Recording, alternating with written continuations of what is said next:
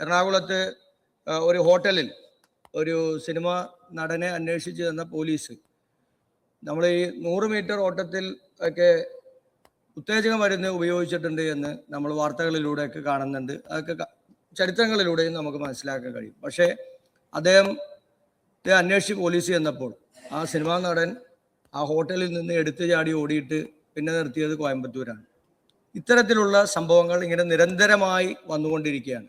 നിയമത്തിലെ അപാകതകൾ കൂടി ഇതിനകത്തുണ്ട് എന്നുള്ളതാണ് ആഭ്യന്തര വകുപ്പ് മന്ത്രിയുടെ മുമ്പത്തെ മറുപടിയിൽ നമുക്ക് കേൾക്കാൻ കഴിഞ്ഞത്. അപ്പൊ അതുകൊണ്ട് കുറ്റവാളികളെ കർശനമായ ശിക്ഷ കൊടുക്കാൻ വേണ്ടിയിട്ടുള്ള നിയമപരമായിട്ടുള്ള നടപടികൾ അതുകൂടി അടിയന്തരമായി ഉണ്ടാകുമോ എന്നുള്ളതാണ് ചോദ്യം. ബഹുമാനപ്പെട്ട മന്ത്രി, നമ്മൾ ഈ പദ്ധതി ആരംഭിക്കുന്നതിന് മുമ്പ് തന്നെ ഒരു വാർണിംഗ് എല്ലാവർക്കും കൊടുത്തിരുന്നു. കേരള പോലീസ് സജീവമായി നിരോധിത പുകയില ഉൽപ്പന്നങ്ങളോ മയക്കുമരുന്നുകളോ വിൽക്കുകയോ ഉപയോഗിക്കുകയോ ചെയ്യുന്ന ആളുകൾ അത് ഉപേക്ഷിക്കണം, ശക്തമായ നടപടി ഉണ്ടാകുമെന്ന്. സാർ, അത് കാരവാൻ ആണെങ്കിലും DJ പാർട്ടി ആണെങ്കിലും 5 സ്റ്റാർ ആണെങ്കിലും സിനിമാ നടനാണോ സാധാരണക്കാരനാണോ എന്നുള്ളതല്ല പ്രശ്നം. നിയമം ലംഘിക്കുന്ന ആരാണെങ്കിലും അവർക്ക് എല്ലാവർക്കും ഒരുപോലെയുള്ള പരിഗണന മാത്രമേ ഉണ്ടാവുകയുള്ളൂ. ഷിയാസ് ചോദിച്ച ചോദ്യം ആ ഹോട്ടലിൽ എനിക്കറിയാം, ആരാണെന്നും എനിക്കറിയാം, അതൊന്നും ഞാനിവിടെ പറയുന്നില്ല. കേരളത്തിന്റെ ആഭ്യന്തരമന്ത്രിയായി രമേശ് ചെന്നിത്തല ചുമതലയേറ്റതിന് പിന്നാലെ അദ്ദേഹം പ്രഖ്യാപിച്ച് ഇപ്പോൾ വിജയകരമായി നടപ്പാക്കുന്ന ഒരു പദ്ധതിയാണ് ഓപ്പറേഷൻ തൂഫാൻ. സംസ്ഥാനത്തെ ലഹരി വ്യാപനം തടയുക, ലഹരി കച്ചവടങ്ങൾ അവസാനിപ്പിക്കുക, ലഹരിയുടെ ഉപയോഗം കുറയ്ക്കുക എന്നീ ലക്ഷ്യങ്ങളുമായിട്ടാണ് ഓപ്പറേഷൻ തൂഫാൻ രമേശ് ചെന്നിത്തല പ്രഖ്യാപിച്ചതും ഇപ്പോൾ വിജയകരമായി നടപ്പാക്കുന്നതും. ഓപ്പറേഷൻ തൂഫാന്റെ ഭാഗമായി ഇതിനോടകം തന്നെ സംസ്ഥാനത്ത് 3000-ലധികം കേസുകൾ രജിസ്റ്റർ ചെയ്തിട്ടുണ്ടെന്നാണ് ഔദ്യോഗിക റിപ്പോർട്ടുകൾ സൂചിപ്പിക്കുന്നത്. കോടിക്കണക്കിന് രൂപയുടെ ലഹരി മരുന്നുകൾ ഈ ഓപ്പറേഷന്റെ ഭാഗമായി പിടിച്ചെടുക്കുകയും ചെയ്തിട്ടുണ്ട്. വിദേശ പൗരന്മാരെ അടക്കം അന്യ സംസ്ഥാനങ്ങളിൽ പോയി ഈ ഓപ്പറേഷന്റെ ഭാഗമായി കേരള പോലീസ് അറസ്റ്റ് ചെയ്തിട്ടുമുണ്ട്. നൈജീരിയൻ സ്വദേശികളാണ് ഇത്തരത്തിൽ ഡൽഹിയിൽ നിന്നും ബംഗളൂരുവിൽ നിന്നും അറസ്റ്റിലായിട്ടുള്ളത്. ഇവർ അന്താരാഷ്ട്ര മയക്കുമരുന്ന് വിതരണ ശൃംഖലയുടെ ഭാഗമാണെന്ന് ആഭ്യന്തരമന്ത്രി പ്രഖ്യാപിക്കുകയും ചെയ്തിട്ടുണ്ട്. ഏതൊക്കെയാണെങ്കിലും ഇതുമായി ബന്ധപ്പെട്ട് ഇന്ന് നിയമസഭയിൽ ബഡ്ജറ്റ് സമ്മേളനത്തിന്റെ ചോദ്യോത്തര വേളയ്ക്കിടയിൽ വളരെ കാര്യക്ഷമമായ ചർച്ചകൾ നടന്നു എന്നുള്ളത് ഏറെ ആശാവഹമാണ്. ഇവിടെ നമുക്കറിയാം, കേരളത്തിൽ ഏറ്റവും കൂടുതൽ ലഹരി ഉപയോഗിക്കപ്പെടുന്ന ഒരു മേഖല സിനിമാ മേഖലയാണ്. പ്രമുഖ താരങ്ങൾ പോലും ലഹരിയുടെ ആലസ്യത്തിൽ പൊതുവേദികളിൽ സ്ഥലകാല ബോധമില്ലാതെ പെരുമാറിയിട്ടുള്ള സംഭവങ്ങൾ കഴിഞ്ഞ കാലങ്ങളിൽ നമ്മൾ കണ്ടിട്ടുണ്ട്. എന്നാൽ ഇത്തരം സംഭവങ്ങൾക്കെതിരെ കാര്യക്ഷമമായ അന്വേഷണം നടത്തുവാനോ കുറ്റക്കാരെ പിടികൂടുവാനോ പോലീസ് ഇതുവരെയും തയ്യാറായിട്ടില്ല. ഭരണകൂടം സിനിമാ താരങ്ങളെ തൊടാതിരിക്കുന്നു എന്നതിൻ്റെ കൃത്യമായ ഒരു സൂചനയായിരുന്നു ഇത്.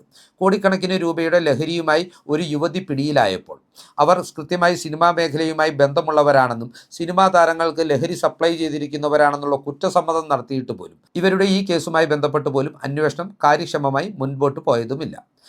സിനിമാ സെറ്റുകളിലും അതുപോലെ തന്നെ പ്രമുഖ താരങ്ങളുടെ ക്യാരവൻ വാഹനങ്ങൾക്കുള്ളിൽ പോലും വ്യാപകമായി ലഹരി ഉപയോഗിക്കപ്പെടുന്നുണ്ട് എന്ന വിളിച്ചുപറച്ചിൽ സിനിമാ മേഖലയിലുള്ളവർ തന്നെ നടത്തിയിട്ടുമുണ്ട്. ഇത്തരം വെളിപ്പെടുത്തലുകളൊക്കെ തുടർച്ചയായി പുറത്തു വന്നിട്ടും ഇതുവരെയും കൃത്യമായി പറഞ്ഞാൽ പിണറായി വിജയൻ സർക്കാരിൻ്റെ കാലത്ത് ഇതുമായി ബന്ധപ്പെട്ട കാര്യമായ ഒരു അന്വേഷണവും നടന്നില്ല എന്നത് വൻകിടക്കാരെ പോലീസ് ഈ ഒരു വിഷയവുമായി ബന്ധപ്പെട്ട് സ്പർശിക്കുന്നതേയില്ല എന്നതിൻ്റെ ഒരു സൂചന കൂടിയായിരുന്നു. എന്നാൽ ഇനി കാര്യങ്ങൾ മാറുമെന്നാണ് കേരളത്തിൻ്റെ ആഭ്യന്തരമന്ത്രിയായിട്ടുള്ള രമേശ് ചെന്നിത്തല നിയമസഭയിൽ തന്നെ പ്രഖ്യാപിച്ചിട്ടുള്ളത്. വളരെ നേരത്തെ തന്നെ ഓപ്പറേഷൻ തൂഫാൻ പ്രഖ്യാപിക്കുന്ന വേളയിൽ തന്നെ എത്ര ഉന്നതനാണെങ്കിലും ലഹരി ഉപയോഗവും ലഹരി വ്യാപാരവും നടത്തിയാൽ അവരെ വെറുതെ വിടുകയില്ല എന്ന കൃത്യമായ മുന്നറിയിപ്പ് രമേശ് ചെന്നിത്തല നൽകിയിരുന്നു. ഇന്നിപ്പോൾ കേരള നിയമസഭയിൽ ഇതുമായി ബന്ധപ്പെട്ട് സിനിമാ മേഖലയിലെ ലഹരി ഉപയോഗവുമായി ബന്ധപ്പെട്ട മുഹമ്മദ് ഷിയാസ് എന്ന കൊച്ചിയുടെ MLAയും എറണാകുളം DCC അധ്യക്ഷനുമായിട്ടുള്ള വ്യക്തിക്ക് രമേശ് ചെന്നിത്തല നൽകിയ ഉത്തരം വളരെ കൃത്യതയോടുകൂടിയുള്ളതായിരുന്നു. ഏതു വൻകിടക്കാരനെയും ഇതുമായി ബന്ധപ്പെട്ട് കയ്യാമം അണിയിക്കുവാനുള്ള ഇച്ഛാശക്തി കേരള പോലീസിനുണ്ട്, അവർക്കതിനുള്ള സ്വാതന്ത്ര്യം നൽകിയിട്ടുണ്ട് എന്നാണ് രമേശ് ചെന്നിത്തല പ്രഖ്യാപിച്ചത്. കൃത്യമായി സിനിമാ മേഖലയിലെ ലഹരി ഉപയോഗം തടയുവാൻ ഇടപെടൽ ഉണ്ടാകുമോ എന്ന മുഹമ്മദ് ഷിയാസിൻ്റെ ചോദ്യത്തിനായിരുന്നു രമേശ് ചെന്നിത്തല ഉത്തരം നൽകിയത്.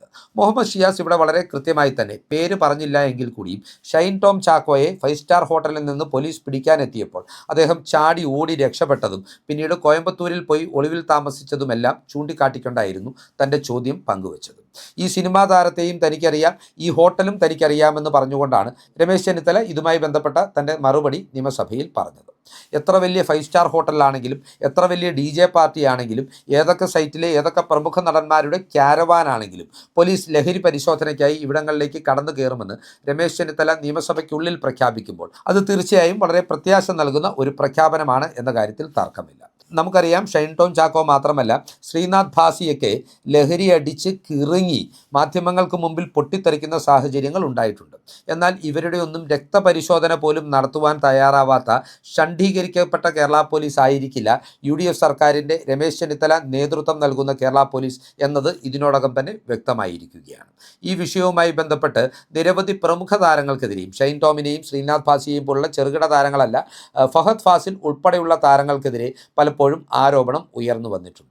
എത്ര വമ്പന്മാരെ പിടിക്കാനുള്ള ഇച്ഛാശക്തിയും കേരള പോലീസിനുണ്ട് എന്ന് രമേശ് ചെന്നിത്തല ഇപ്പോൾ നിയമസഭയിൽ പ്രഖ്യാപിക്കുമ്പോൾ ഇത് ഈ വൻകിട താരങ്ങൾക്ക് കൂടിയുള്ള ഒരു മുന്നറിയിപ്പായി മാറുകയാണ്. സിനിമാ സെറ്റുകളിലും ക്യാരവാനുകളിലുമെല്ലാം വ്യാപകമായി ലഹരി ഉപയോഗിക്കപ്പെടുന്നുണ്ടെന്നും എറണാകുളത്തെ പഞ്ചനക്ഷത്ര ഹോട്ടലുകളും സ്പാകളുമെല്ലാം ലഹരിയുടെ ഉപഭോഗ കേന്ദ്രങ്ങളാണെന്നുമുള്ള വെളിപ്പെടുത്തലുകളും അതുപോലെ ഇതുമായി ബന്ധപ്പെട്ട് പല സംഭവങ്ങളും നേരത്തെ പുറത്തു വന്നിട്ടുണ്ട്.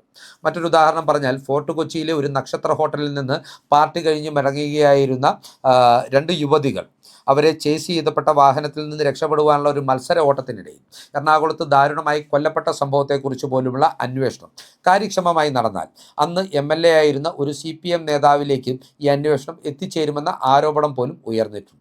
നമ്മുടെ നാട്ടിൽ ലഹരി ഉപയോഗിക്കുന്നവർ മാത്രമല്ല രോഗികളാകുന്നതും കൊല്ലപ്പെടുന്നതും, നേരെ മറിച്ച് ഇത്തരത്തിൽ ലഹരിക്ക് അടിമയായ ആളുകളുടെ പ്രവർത്തനങ്ങൾ മൂലം അവരുടെ ഭീഷണി മൂലം അരക്ഷിതാവസ്ഥയുണ്ടായി അത്തരം സാഹചര്യങ്ങളിൽ നിന്ന് പലായനം ചെയ്യുന്നവർ പോലും കൊല്ലപ്പെടുന്നു എന്നതിൻ്റെ കൃത്യമായ ഉദാഹരണമാണ് ഈ യുവതികൾ കൊല്ലപ്പെട്ട സംഭവം.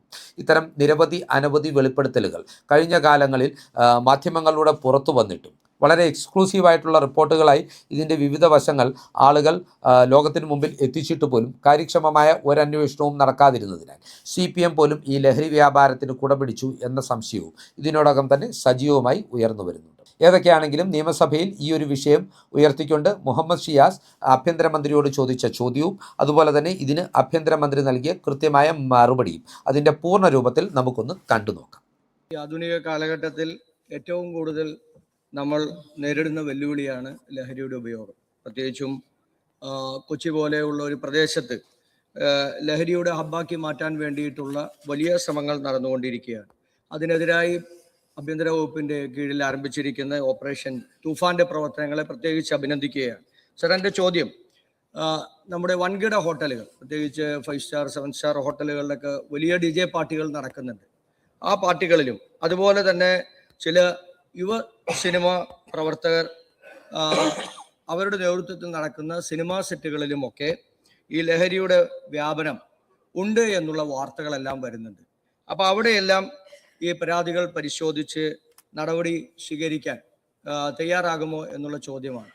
എറണാകുളത്ത് ഒരു ഹോട്ടലിൽ ഒരു സിനിമാ നടനെ അന്വേഷിച്ച് തന്ന പോലീസ് നമ്മൾ ഈ 100 മീറ്റർ ഓട്ടത്തിൽ ഒക്കെ ഉത്തേജക മരുന്ന് ഉപയോഗിച്ചിട്ടുണ്ട് എന്ന് നമ്മൾ വാർത്തകളിലൂടെയൊക്കെ കാണുന്നുണ്ട്. അതൊക്കെ ചരിത്രങ്ങളിലൂടെയും നമുക്ക് മനസ്സിലാക്കാൻ കഴിയും. പക്ഷേ അദ്ദേഹത്തെ അന്വേഷിച്ച് പോലീസ് ചെന്നപ്പോൾ ആ സിനിമാ നടൻ ആ ഹോട്ടലിൽ നിന്ന് എടുത്തു ചാടി ഓടിയിട്ട് പിന്നെ നിർത്തിയത് കോയമ്പത്തൂരാണ്. അപ്പം അത്രയധികം ഉത്തേജനം ലഭിക്കുന്ന മരുന്ന് നമ്മുടെ നാട്ടിലുണ്ട്. ഇത്തരത്തിലുള്ള സംഭവങ്ങൾ ഇങ്ങനെ നിരന്തരമായി വന്നുകൊണ്ടിരിക്കുകയാണ്. നിയമത്തിലെ അപാകതകൾ കൂടി ഇതിനകത്തുണ്ട് എന്നുള്ളതാണ് ആഭ്യന്തര വകുപ്പ് മന്ത്രിയുടെ മുമ്പത്തെ മറുപടിയിൽ നമുക്ക് കേൾക്കാൻ കഴിഞ്ഞത്. അപ്പൊ അതുകൊണ്ട് കുറ്റവാളികളെ കർശനമായ ശിക്ഷ കൊടുക്കാൻ വേണ്ടിയിട്ടുള്ള നിയമപരമായിട്ടുള്ള നടപടികൾ അതുകൂടി അടിയന്തരമായി ഉണ്ടാകുമോ എന്നുള്ളതാണ് ചോദ്യം. ബഹുമാനപ്പെട്ട മന്ത്രി. സർ, മുഹമ്മദ് ഷിയാസിന്റെ ഈ ചോദ്യം വളരെ പ്രസക്തമാണ്. നമ്മൾ ഈ പദ്ധതി ആരംഭിക്കുന്നതിന് മുമ്പ് തന്നെ ഒരു വാർണിംഗ് എല്ലാവർക്കും കൊടുത്തിരുന്നു. കേരള പോലീസ് സജീവമായി നിരോധിത പുകയില ഉൽപ്പന്നങ്ങളോ മയക്കുമരുന്നുകളോ വിൽക്കുകയോ ഉപയോഗിക്കുകയോ ചെയ്യുന്ന ആളുകൾ അത് ഉപേക്ഷിക്കണം, ശക്തമായ നടപടി ഉണ്ടാകുമെന്ന്. സാർ, അത് കാരവാനാണെങ്കിലും DJ പാർട്ടി ആണെങ്കിലും 5 സ്റ്റാർ ആണെങ്കിലും അത് ശക്തമായ നടപടി ഉണ്ടാകുമെന്ന് ഞാൻ അറിയിക്കാനാണ്. അതിലൊന്നും ഒരു വിട്ടുവീഴ്ചയുമില്ല. ആ സിനിമാ നടനാണോ സാധാരണക്കാരനാണോ എന്നുള്ളതല്ല പ്രശ്നം. നിയമം ലംഘിക്കുന്ന ആരാണെങ്കിലും അവർക്ക് എല്ലാവർക്കും ഒരുപോലെയുള്ള പരിഗണന മാത്രമേ ഉണ്ടാവുകയുള്ളൂ. ഷിയാസ് ചോദിച്ച ചോദ്യം, ആ ഹോട്ടലിൽ എനിക്കറിയാം, ആരാണെന്നും എനിക്കറിയാം, അതൊന്നും ഞാനിവിടെ പറയുന്നില്ല. അപ്പൊ നമുക്ക് സമൂഹത്തിലെ എല്ലാ വിഭാഗം ജനങ്ങളെയും സർ തുഫാൻ വാരിയറുടെ ആദ്യത്തെ തുഫാൻ വാരിയർ ആയത് പ്രശസ്ത സിനിമാ നടൻ ശ്രീ മോഹൻലാലാണ്. ഇപ്പൊ ധാരാളം പ്രമുഖരായ ആളുകൾ, എല്ലാവരുടെയും പേര് ഇവിടെ സമയമില്ലാത്തതുകൊണ്ട് ഞാൻ പറയാം, മുന്നോട്ട് വരുന്നുണ്ട്. അപ്പൊ നമ്മളെല്ലാ മേഖലയിലുള്ള നമ്മളെല്ലാവരും, പ്രതിപക്ഷവും ഭരണകക്ഷിയും എല്ലാവരും ഒരുമിച്ച് ചേർന്ന് മുന്നോട്ട് പോയാൽ മാത്രമേ ഭാവി തലമുറയെ രക്ഷിക്കാൻ നമുക്ക് കഴിയൂ എന്നുള്ള ഒരു ചിന്തയോടെ നമുക്ക് പ്രവർത്തിക്കണം എന്നാണ് എൻ്റെ അഭിപ്രായം.